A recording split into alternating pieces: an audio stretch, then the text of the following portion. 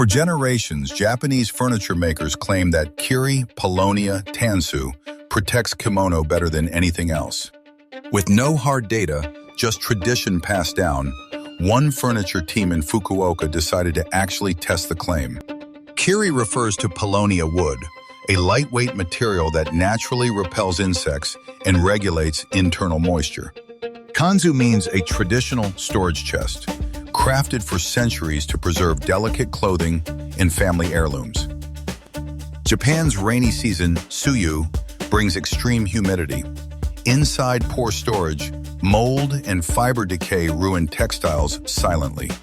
The team lined up 6 storage units, including plastic containers, cloth bags, and traditional Paulownia chests. Each unit held a hygrometer and a piece of bread as a moisture indicator, tested over a full week.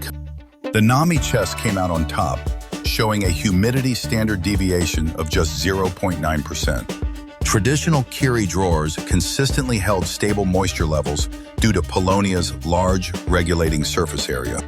In contrast, plastic cases and rail drawers underperformed because tiny frame gaps compromised the airtight seal.